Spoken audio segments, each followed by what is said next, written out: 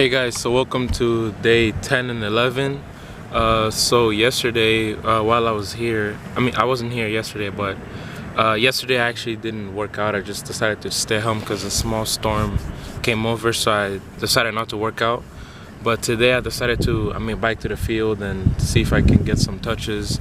And today I want to focus mostly working on my speed, like running, because I haven't properly ran sprints in a while, so I want to do that today.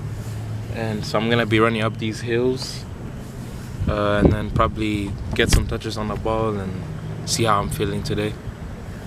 So I actually haven't put my boots on my feet in a long time, to a point where it kind of feels weird because I haven't played soccer in a while, because of the corona. So I haven't really had the chance to put my boots in a long time, so it's kind of nice having them on. Okay, so now let's get it. Yo, are you EDS? Yeah. I'm Colton's brother. Really? Yeah. Is he here? No, he's at my house, but he's not here. Yeah. How's it going, man? Good. I saw that thing you did with in Angola with that kid scene. That was really cool. Oh yeah. So this year in January, I went to a 3-day pro combine with a friend of mine, Magnus, and a friend of mine, Sterling, too. And when we went to this combine, we have coaches from teams in Europe, USL, and obviously recruiters for professional teams in Europe and in the US. And so they were there watching our game and us playing. So day one of trials, it was okay for me. It was pretty good. I don't remember exactly how the scores went, but one thing that I found interesting was connecting with another center back that you don't know. It wasn't that hard. I connected with the center back I played with, but obviously sometimes these things are hard because you don't know the person. So yeah. So I played against a bunch of different guys from all over the country. Some guys came in from Europe, all over, and they were trying out there. Before this combine, I had to make sure I worked out and I was at my fittest because, when these combines come around, you want to be at your best because, there's a lot of running involved. So I played center back, and it was a pretty solid experience. I was defending pretty well, moving the ball, passing, and it was pretty cool. Actually, one funny thing that did happen is on the third day, I actually never got to play with any of my friends who were all in different teams. They played together, but I didn't play with them. I actually, in one of the plays in the third day, I jumped up for a header, and I think the center back on my team hit me. He elbowed me, and I fell down. And so I put my hands in my head, and there's blood, and I thought that I hurt him. But turns out that he actually hurt me, and I was bleeding. And so, I was taken out, but I still insisted on playing. But then I played for 5 minutes and then I sat down. Luckily, this injury happened on the last game, on the last day, 5 minutes before the game ended. So it didn't affect me at all. But then I ended up finding out that I had a concussion. So, that was fun. Having to stay home and stuff. So yeah, that was kind of fun.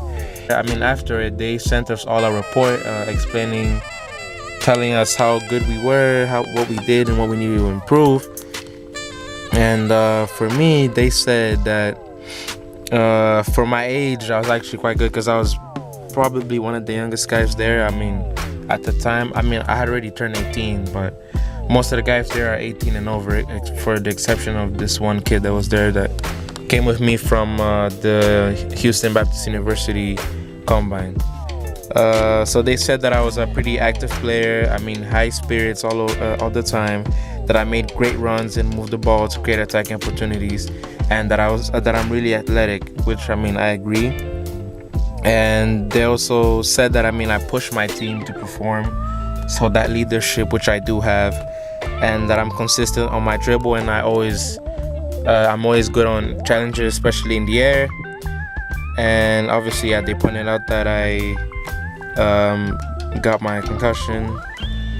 But yeah, that was it. And then they said for development, obviously I need to work on my decision making and connecting with my center back, which I agree. The two center backs that I played with, one of them, he was injured and he would not run back, so it's kind of tough, and I had to do all the work. But whenever I try to communicate with him, he wouldn't listen.